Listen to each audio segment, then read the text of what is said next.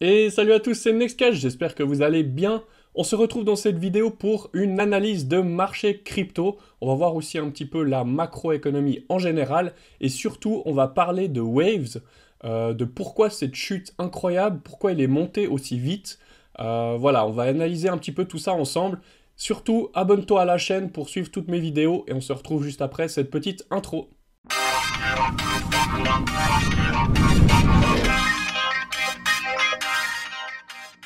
Voilà, donc on se retrouve, là je suis directement sur la charte du Bitcoin. Alors, le Bitcoin, on va déjà commencer par juste, hop, ici, hop, voilà. Donc là, on est en daily, on va prendre directement en weekly. Donc on commence par une unité assez grande. Alors là, sur mon graphique, pardon, j'ai juste les bandes de Bollinger, des moyennes mobiles, un indicateur qui est le carré Bias, et puis sinon ici c'est la moyenne mobile 200. Là, elle ne sert pas à grand chose en weekly. Alors, qu'est-ce qu'on peut voir au niveau déjà un petit peu de la structure du marché? Alors, hop. Donc ici, on est donc sur...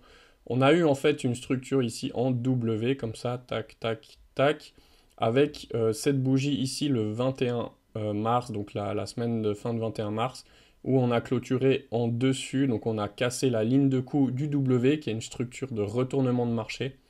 Donc pour l'instant, on est en train de corriger suite à cette hausse, là où on est monté à quasiment 47 000 dollars, voilà. Si je tire un petit Fibonacci pour du retracement, hop, on peut voir qu'on est en train de travailler ici le premier arrêt du Fibonacci. Donc voilà, et j'espère juste que là, bah, du coup, on vient faire un retest de la ligne de coup ici, on appelle ça le week of check. Donc c'est-à-dire que si je tire là, donc là, tac, tac, tac, le W, donc ici on pourrait prendre, hop, donc là on est en train de faire un retest de cette zone.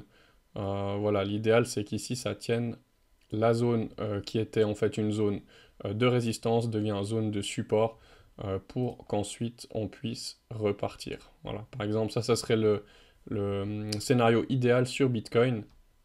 Voilà, je vais juste enlever ça, hop. Euh, donc voilà, je trouve que là, bon, on est pas si mal. C'est clair que là, il y a des retracements qui se font ces jours-ci. Au niveau maintenant, hop. Donc si je prends un petit peu en daily plutôt, hop, on va passer sur du daily. Voilà, donc on peut voir aussi ici, j'ai les volumes profile sur la droite. Et puis là, vous avez des pics, et ben c'est des zones aussi qui sont où il y a eu beaucoup d'échanges qui peuvent aussi faire résistance. Typiquement, on aurait une zone ici, hop. Donc là, il y a une zone, et puis après, il y a une zone encore ici, hop. Voilà, je les dessine comme ça. Donc on a une zone qui est sur les, on va dire, 39 000, une zone à 42 000, et puis la zone actuelle que je vous ai dessinée avant. Hop, je peux monter un petit peu, si on veut vraiment être puriste, on est en train de travailler cette zone. Voilà, c'est les 44 000, on a 44 200. Bon, à voir un petit peu la suite du développement. Euh, voilà pour ici. Et ensuite, je voulais vous montrer, donc là, j'ai la charte. Enfin, je vais juste revenir sur l'autre. Au niveau d'un petit peu les autres indicateurs que j'utilise. Bon, là, on peut voir qu'on a eu des spreads négatifs pendant assez longtemps sur le marché, hein. Donc là, on était rouge pendant... ça fait depuis décembre, en fait. Donc ça fait des mois qu'on est dans le rouge. C'est plutôt l'euphorie de marché, plutôt quand on est dans le vert. Donc là, on est encore bien dans le rouge. Euh, le RSI, bon, il est assez haut, c'est clair, parce qu'on a eu cette petite poussée récemment. Bon, voilà, pour moi, le Volatility Index ici, en daily, on est toujours sur... on n'est pas dans le vert, hein, là aussi c'est mieux quand on est dans le vert. On est remonté un petit peu, mais bon, rien de spécial de ce côté-là. Je voulais vous montrer ici, donc là c'est le CME, donc c'est le contrat futur. Euh, On va regarder après un petit peu les Fibos. Je vais vous montrer plutôt sur Wave, hein, vu qu'on va faire l'analyse de Wave au niveau des placements des Fibonacci. Mais là, on voit que même chose. Des fois, le futur a un petit peu plus d'avance sur le Bitcoin standard, du fait qu'il y a peut-être des institutionnels plutôt qui sont dessus. Et là, encore une fois, on voit qu'on est en train de travailler la zone ici, qui va peut-être faire support, je l'espère, pour qu'on puisse continuer. Après, un autre site que j'utilise ici qui est donc Coin Analyse. Là, ce qui est pas mal, c'est qu'on peut voir si les gens sont plutôt en train de long ou de short le marché. Donc, s'ils sont plutôt en train de parier sur une hausse ou sur une baisse. En général, c'est assez bien quand on a beaucoup de gens qui shortent parce que on risque d'avoir potentiellement un short squeeze, ce qui fait que on a plutôt une chance que le marché parte à la hausse si tout le monde est en train de short le marché et à contrario, si tout le monde est en train de long le marché, qu'on a un ratio long qui est très élevé, ben, c'est que le train est très chargé. Du coup, c'est un peu dur de pouvoir monter et d'aller plus haut. En général, c'est plutôt des liquidations et des corrections qui se passent, bien qu'on puisse plus trop se fier ici aux liquidations. Les chiffres communiqués sont pas vraiment justes. Après, même chose, ici on voit bien que le spread est négatif depuis assez longtemps. Au niveau des founding, on est voilà, on n'est pas sur de l'euphorie hein, comme on a eu ici au mois d'octobre. Donc là, vous pouvez voir les gros pics. Là, on est vraiment, c'est très bas, très stable, on va dire. Donc là, bon, il n'y aurait pas de signaux d'alerte de ce côté-là. Voilà ce que je voulais vous dire par rapport à ça. Donc ce site est pas mal. On peut aussi regarder par exemple en 4 heures. Donc là, en 4 heures, on sera un peu plus précis, même si je vais jusqu'en 1 heure. Qu'est-ce que font les gens actuellement? Bon, on voit que on est toujours sur du long. Alors là, ben, c'est pas forcément ce qu'on voudrait voir, c'est que dès qu'on a une correction, ça va FOMO et ça va long sur les alts principalement. Du coup, ben, ça peut que accentuer la chute provisoirement. Voilà. Après, on a des zones. En gros, il faut pas perdre les zones ici qu'on a eues. Déjà, rien que la zone ici, ça serait pas bon signe si on retourne en dessous des 38 000, on va dire. Ce serait pas un très bon signe. Voilà, on va voir aussi dans la macroéconomie des choses qui sont intéressantes. Ici, j'ai juste en fait les positions longues et short de Bitfinex. Ça peut des fois donner des indications dans le sens alors, où c'est pas mal les whales en fait qui sont dessus. Et souvent, ça peut être utile de savoir si ils sont plutôt en train de long le marché ou de short. Ça peut donner des fois des indications. Après, on voit qu'ici, c'est plutôt. Ouais, il n'y a pas eu de grosses ouvertures de longue, ni de short, donc pour l'instant, j'ai pas vraiment d'informations spéciales de ce côté-là. C'est ici, vous voyez, les shorts sont à plat. Donc là, j'ai Bitcoin et Ethereum. Hein, donc sur Ethereum, c'est un petit peu short. Et puis là, ça a clôturé un petit peu de long, donc sur Ethereum et sur Bitcoin, suite à la hausse. Donc,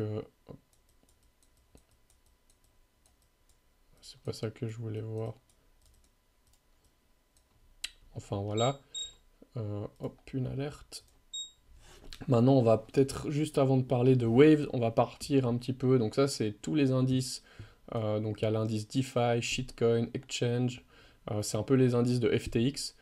Souvent, c'est pratique de voir un petit peu ce qui se passe. Donc là aussi, on a eu une hausse comme sur les altcoins. Donc la DeFi s'est bien comporté. On est maintenant en correction.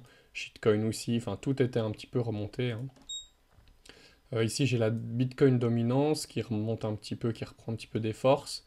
On peut voir que les flux entrants ici, donc sur les assets, donc ça c'est le flux, le crypto market cap avec le Bitcoin et puis sans le Bitcoin. Donc ça c'est que les assets altcoin et Ethereum. Et puis là ici on a le Bitcoin.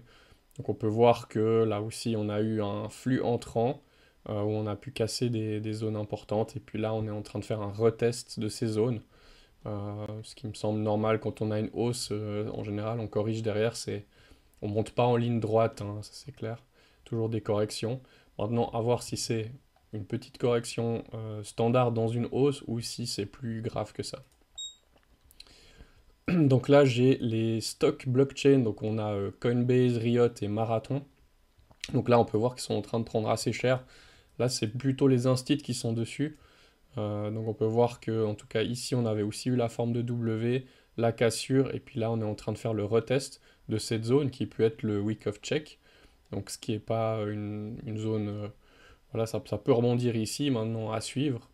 Même chose aussi pour Marathon. Et puis il y a juste Coinbase qui est un petit peu plus, qui n'avait pas posé un W bottom double bottom propre comme on aurait pu voir sur Riot. Donc voilà.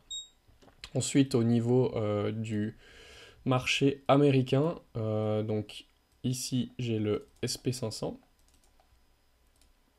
Donc, au niveau du SP500, on a eu aussi une cassure ici de la trendline baissière. Donc on a réussi à s'extraire par le haut. On a cassé des résistances assez importantes ici entre 4300 et 4400. Et puis là, on est encore une fois donc, en train d'effectuer le retest si tout va bien. Donc l'idée, ça serait de voir ça. Ça serait de voir ici, hop, le retest de cette zone ou de cette zone pour ensuite repartir. Voilà. Ça serait le scénario idéal pour confirmer qu'on est bien reparti sur une inversion de tendance de marché et sur, du coup, alors une inversion de tendance de marché justement, mais que ça reparte bien à la hausse et que là on est dans une simple petite correction dans un marché qui reprend une dynamique haussière. Voilà. Donc ça c'est pour SP500. Ensuite on a le Nasdaq qui ressemble beaucoup, un petit peu moins fort que le SP500. Après les zones ici sont des zones où c'est des zones importantes au niveau de rechargement pour des shorts. Donc voilà, on est allé dans les zones un petit peu dangereuses, on va dire comme ça, ici, si je vous remontre. Donc ça, selon Fibo, quand on trace comme ça un Fibo de retracement, ici, c'est vraiment cette zone-là entre les 61,8 et les 76,8. Donc 0,618 pardon, et 0,786, voilà, je vais y arriver. C'est la zone de rechargement de short. Donc on est venu pile dans cette zone, mais ça on va le voir après, je vais vous montrer plus en détail comment vous pouvez tirer vos Fibonacci propres. Et c'est des zones où justement le marché a tendance à se retourner ou à être soumis à des prises de profit et des corrections. Voilà. Ça c'est important de le savoir. Ensuite ici, si je passe, là on a le sentiment de marché au niveau du ratio put and calls. Donc dès qu'on est ici en dessous, donc on a un ratio put and call qui est en dessous de 1, les gens sont plutôt sur un sentiment bullish. Et puis dès qu'on est ici en haut dans les pics, on est plutôt sur un ratio, on va dire, négatif, donc plutôt sentiment bearish où les gens ont peur. Donc voilà, c'est là pour l'instant on est sur du neutre, donc on voit que le sentiment est pas très clair. Par contre, si je vous montre ici le dollar américain, ça c'est une chose qui est importante de surveiller en même temps que les cryptos. On voit qu'en général, quand le marché américain, quand le dollar américain est fort, en général, c'est pas forcément bon pour les asset-aristes et pour les cryptos. Et à contrario, quand le dollar est faible ou quand l'argent quitte en fait le dollar, ben, c'est pour se réfugier dans d'autres actifs. Donc ici, j'ai le dollar, j'ai le gold et puis le pétrole. Donc si on regarde un petit peu au niveau ici du dollar américain, donc ici on était justement dans cette zone de rechargement de short où on a eu une consolidation et puis là on est en train de casser par le haut. Donc ça c'est un signal aussi qui est un petit peu à voir si c'est juste pour aller chercher de la liquidité et puis recorriger derrière, mais il faut se méfier parce que si il casse vraiment par la hausse et qu'il accélère, et ben là on a des signes que en fait les capitaux sont en train de se réfugier dans le dollar, ce qui fait que ben forcément ça va quitter ou c'est pour se prévenir ou peut-être ils sont au courant de quelque chose, hein, comme quoi il y aura peut-être un marché qui sera moins bon que ce qu'on pense et du coup on serait sur un rebond des cryptos pour une poursuite de correction baissière et l'argent se réfugie dans le dollar pour se hedger, pour protéger le portefeuille. Donc là, moment décisif aussi, il faut un petit peu suivre ce qui se passe là-dessus.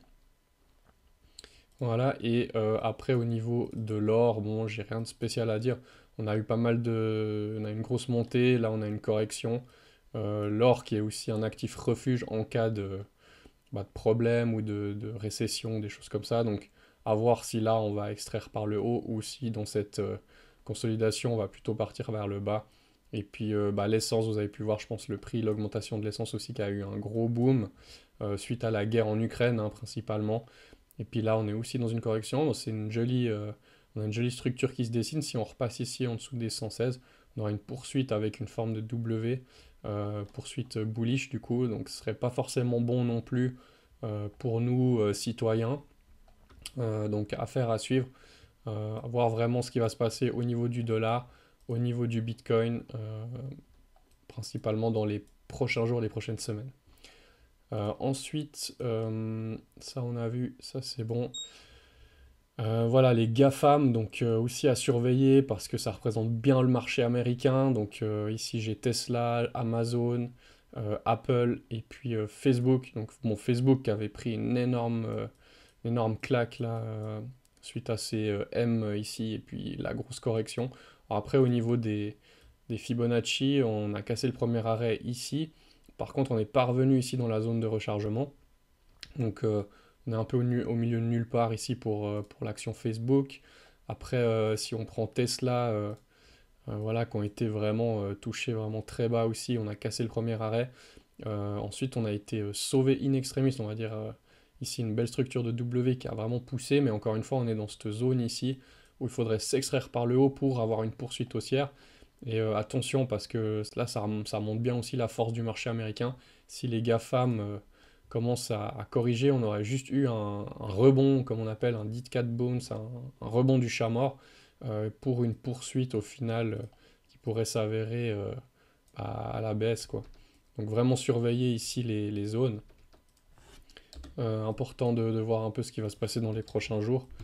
Euh, Espérons qu'on puisse aller plus haut, mais que là on a juste une simple correction et pas vraiment une prise de profit massive et un exit pump, comme on appelle, du marché. Donc voilà ce qu'il faut un petit peu surveiller.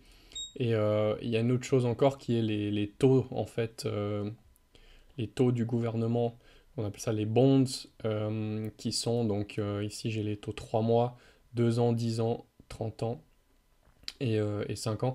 Et puis là, on peut voir que, en fait, quand tout se passe bien, il faudrait idéalement que voilà, les taux ici en violet, qui sont les taux à 30 ans, soient tout en haut, avec les 10 ans, les 5 ans, les 2 ans et puis les 3 mois. Donc ça, c'est la configuration idéale, c'est-à-dire que les banques fonctionnent bien, que le marché fonctionne bien, que les banques font du profit.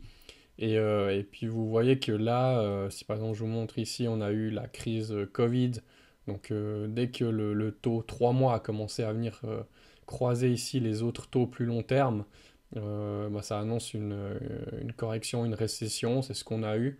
Donc est-ce que les gens étaient au courant ou pas pour cette crise Covid, des choses comme ça, on ne sait pas.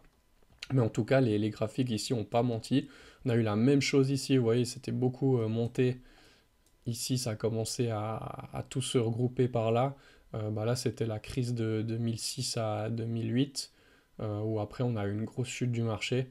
Euh, alors, ici, bah, c'est vraiment un signe aussi qui est un petit peu alarmant. Il faudra surveiller ce qui se passe. Après, les taux 3 mois sont pas encore complètement paraboliques à venir ici. Peut-être qu'on peut avoir quelques bons mois encore sur les cryptos, mais attention, parce qu'on pourrait aussi rentrer dans une récession pour les peut-être prochaines années, et du coup là, on aurait des signes qu'il y a quelque chose qui se passe.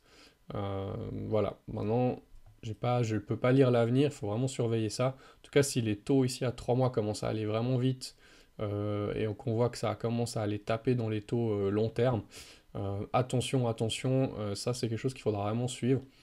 Ça voudrait peut-être dire que là, euh, peut-être le scénario idéal, ça serait que ici on arrive à poser un bottom, remonter.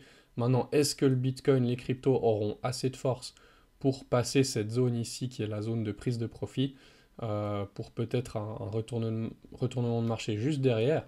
Et du coup, ben voilà, ça c'est le scénario peut-être que moi j'envisage le plus. En tout cas, j'ai pris des positions ici, j'ai repris des positions sur mon capital pour les cryptos, surtout les altcoins. Et ben ici, je vais vendre une bonne partie de mes positions quand on reviendra dans cette zone-là. C'est vrai que c'est une zone qui est très pertinente. Si on n'y va pas, ben, malheureusement, il faudra sortir des positions en catastrophe un petit peu avant. Mais si on vient ici, on ne sait pas si le marché ici a la force d'aller faire un nouvel ATH ou de corriger ici par le bas. Du coup, c'est une zone où il faut prendre déjà en tout cas des profits sur ces positions parce que si vous êtes rentré par là, vous serez forcément en gain. Et voilà, ça me semble quelque chose d'important pour la suite. Au cas où le marché bah, repart sur une correction et une récession complète dans le monde, et ben là, vous aurez pris des profits et puis il faudra attendre les prochains signaux, comme on a ici, de bottom, de marché, temporaire ou plus long terme. Voilà. Ensuite, maintenant, on peut venir parler du cas Waves. Alors, pour Wave, on va faire un petit peu d'analyse graphique rapidement. Je vais vous montrer en fait comment placer les Fibonacci. Hop. Donc je vais pas prendre exprès la hausse qu'il y a eu récemment, je vais vous prendre déjà, on prend toujours le bottom. Donc par exemple, je vais prendre mon bottom qui serait, on peut prendre vraiment le bottom le plus bas qu'on a ici, hop. Et puis ensuite tirer sur le plus haut ici. Alors si TradingView veut bien me laisser, voilà. Donc je prends le bottom, je tire du bas vers le haut sur la pointe.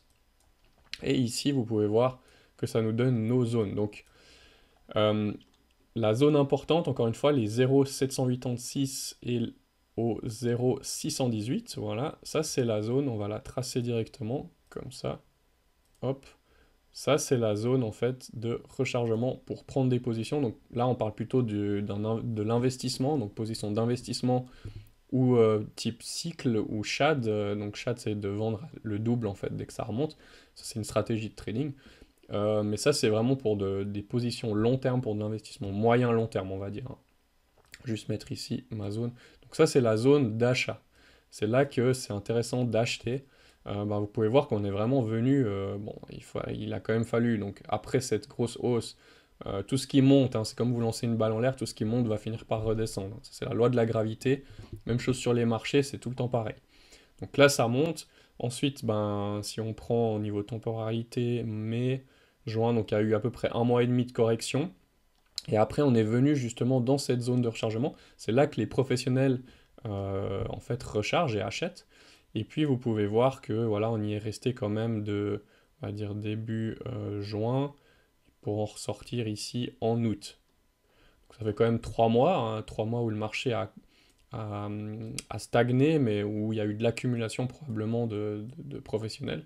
Et puis, dès qu'on a des structures, comme ici par exemple, là je peux voir qu'il y a un W qui s'est formé, hop, ici on l'a pas cassé, et puis tac, ici on a cassé. Donc on a cassé la ligne de coup, on va la dessiner juste ici du W.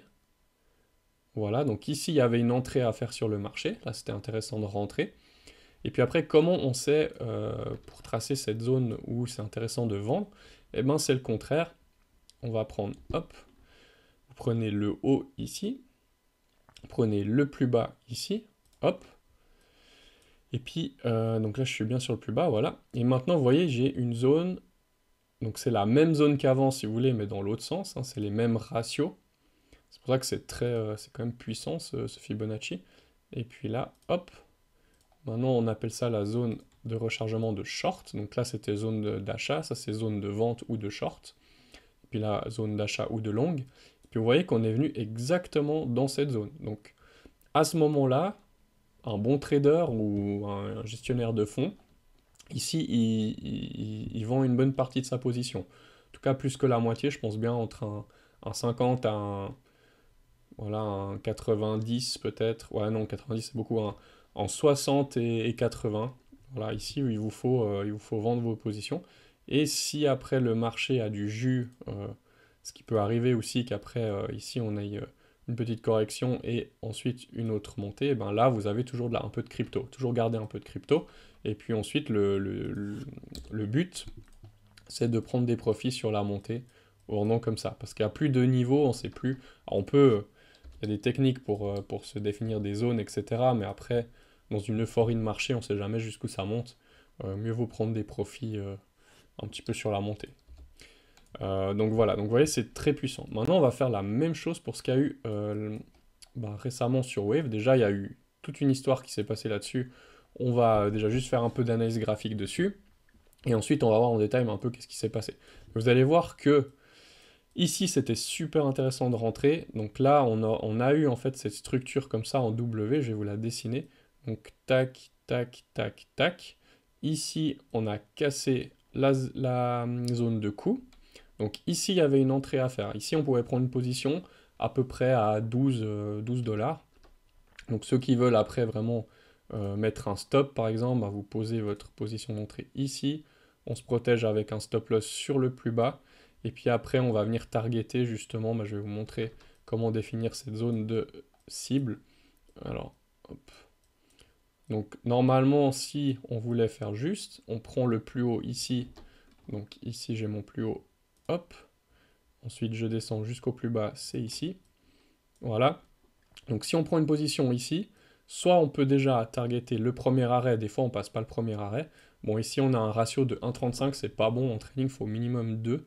Donc du coup là on aurait plutôt pu targeter cette zone ici. Prenons on va dire le milieu. Et là on avait un trade avec un rapport gain-perte de 3,27. Ce qui est vraiment excellent, hein, ça c'est très bon.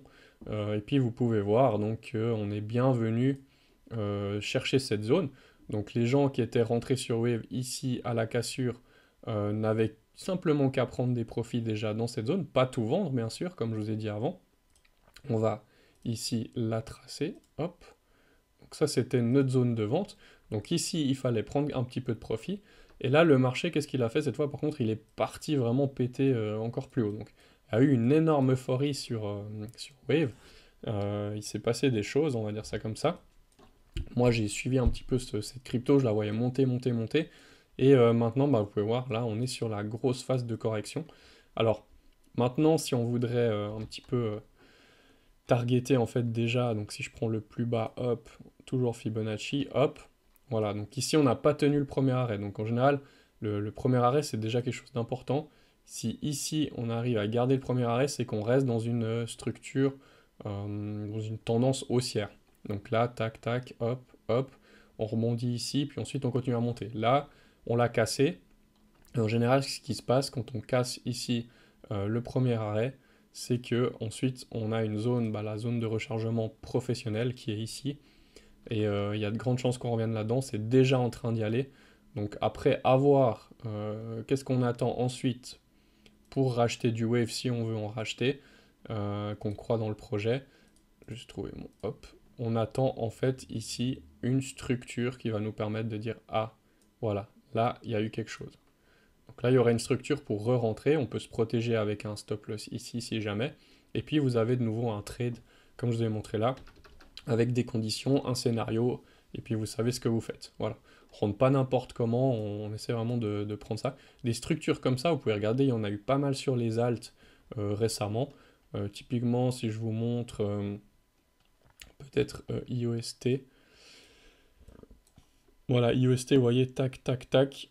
Bon, moi j'ai même pris le plus petit W là. Moi je suis rentré ici un peu plus agressif, mais on pouvait rentrer ici.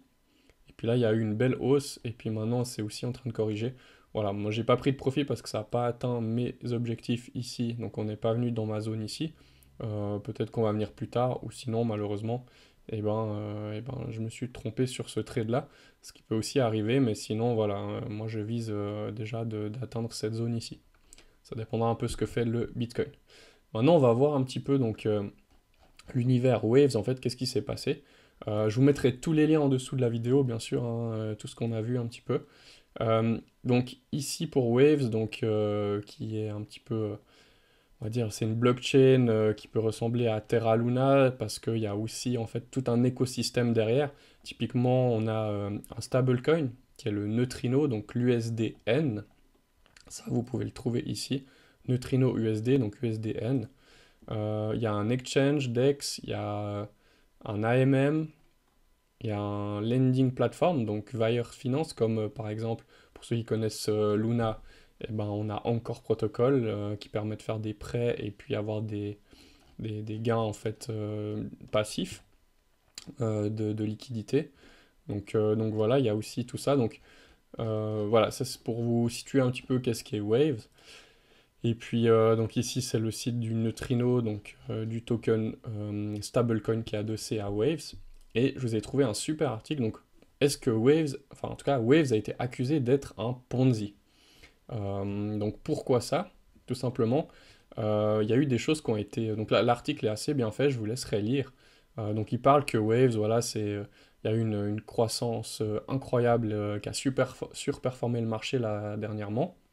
Ils le décrivent un petit peu comme l'Ethereum russe, donc fonction d'un layer 1, voilà, justement où on peut stacker de l'USDN pour avoir du yield farming et puis générer en fait du rendement passif du fait que vous apportez de la liquidité sur le protocole. Donc voilà. Et qu'est-ce qui a été en fait, pourquoi on a dit que Waves était potentiellement un Ponzi?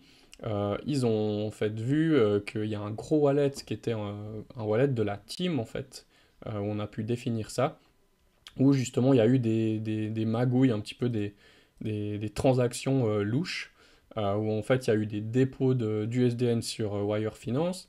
Ensuite ils ont emprunté des USDC, des USDT. Ensuite ils ont transféré tout ça sur une plateforme pour faire du buyback et puis racheter des waves pour ensuite aller replacer des waves contre de l'USDN, donc réchanger de l'USDN et recommencer le protocole, etc. Ce qui fait qu'il y a eu, à mon avis, une boucle avec un gros circuit fermé où en fait ils utilisaient l'argent, donc si on a une grosse masse monétaire, pour racheter et puis faire tourner la boucle. Et voilà, on leur reproche ça, ça a été vu par des gens. Euh, Après, le CIO de Wave, c'est Sacha Ivanov, a en fait commencé à dire qu'il y a des gens qui s'amusaient à shorter le Waves, donc des fonds comme Alameda Research, qui sont en train de shorter, puis qui a encouragé la communauté à ouvrir des positions longues pour faire un short squeeze sur Wave, enfin, faire de la manipulation de marché. Enfin bref, il y a eu tout un FUD, donc tout plein de choses qui ont tourné là-dessus, plein de choses qui ont tourné sur Twitter. Personnellement, j'en pense pas grand-chose. C'est clair qu'il y a peut-être eu de l'abus, et puis bien sûr, ce qui s'est passé aussi, c'est que les gens ont complètement paniqué. Il se retrouve que l'USDN en fait s'échange à 0,82 par la parité sur le dollar. Donc ici on peut le voir, hein. Donc un stablecoin, le but c'est que ça reste adossé à 1 dollar. Et puis là il est tombé jusqu'à 0,80. Donc ça veut dire que tous les gens qui ont paniqué, qui ont vendu, se sont pris 20% de pertes sur du stablecoin. En plus peut-être des pertes qu'ils ont eues du fait qu'ils étaient rentrés probablement dans la partie euphorique du Waves. Qu'est-ce qui a attiré les gens? En fait, c'est les rendements passifs qui ont été promis. Forcément, ça a donné des rendements énormes. Et puis les gens se sont dit, waouh, super, moi je vais stacker mon stablecoin. J'achète du Wave, je prends du stablecoin, je vais le poser, le stacker. Et j'aurai un rendement incroyable. Je crois que c'est même monté à 100%. Donc, vous voyez, sur du stablecoin, avoir 100%, enfin, il y a un truc qui joue pas. Il y a un truc qui joue pas. Les gens se sont fait prendre un peu dans ce piège-là, dans ce jeu-là. Et on parle de rendement sur une année. Et puis là, tout ça, ça se passe sur une semaine, 2 semaines. Donc, la crypto, ça va très vite. Attention à tout ce qu'on peut vous promettre sur des longues périodes, parce que tout peut se passer en un rien de temps sur la crypto. Voilà, ça, c'est quelque chose à bien imprégné dans votre tête. Donc voilà, j'espère que cette vidéo vous aura plu, on aura vu pas mal de choses, on va continuer, je vais faire ça une fois par semaine minimum, avec voilà, cette petite introspection du marché et puis de ce qui se passe un petit peu typiquement comme il y a eu sur Waves. Je vous invite à liker la vidéo, mettre un petit commentaire voilà, de comment vous avez trouvé tout ça, est-ce que ça vous est utile, si vous avez envie d'en apprendre plus, rejoignez la communauté, donc Discord ou Telegram, et puis vous pouvez me contacter, c'est avec plaisir si vous voulez un petit peu en apprendre plus sur la façon de trader, la façon de prendre des positions, ou tout simplement, voilà, la crypto en général, on est vraiment actif avec la communauté, on fait un petit peu de tout, donc avec plaisir, et moi je vous dis à bientôt dans une prochaine vidéo. Ciao ciao.